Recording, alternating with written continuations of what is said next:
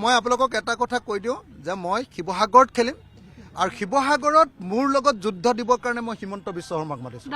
হিমন্ত বিশ্ব শৰ্মাই যে ইমান কৈ থাকে, নিজকে বিৰাট হিৰো দেখাই থাকে, বহুত জনপ্ৰিয় মানুহ বুলি কৈ থাকে, তেওঁক কোনেও হৰুৱাব নোৱাৰে, অপৰাজেয় বুলি কৈ থাকে। যদি তেওঁৰ ইমান দম আছে, উজনি অসমলৈ আহক আৰু উজনি অসমৰ শিৱসাগৰ সমষ্টিত মোৰ লগত তেওঁ প্ৰতিদ্বন্দ্বিতা কৰক।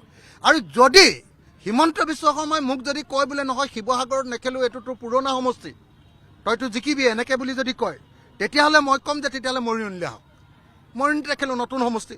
মৰিয়নিত পাৰে যদি চাওঁ, মই হিমন্ত বিশ্ব শৰ্মাক চেলেঞ্জ কৰিছোঁ। আপোনালোকক ক'লোঁ নহয়, মই প্ৰত্যাহ্বান জনাইছোঁ হিমন্ত বিশ্ব শৰ্মাক। আপুনি যে নিজকে ইমান ডাঙৰ হিৰোগিৰি বুলি ভাবি থাকে, ইমান ডাঙৰ হিৰো বুলি যে জহাই থাকে, আপুনি যে অপৰাজেয় বুলি ভাবে, আপুনি যে আপোনাক কোনেও হৰুৱাব নোৱাৰে বুলি ভাবে, মই আপোনাক চেলেঞ্জ কৰিছোঁ, আপুনি শিৱসাগৰলৈ আহক অথবা মৰিয়নিলৈ আহক, উজনি অসমলৈ আহক। আপোনাক মই যদি থিয় হৰুৱাব নোৱাৰোঁ, তেতিয়াহ'লে মোৰ নামো অখিল গগৈ নহয়।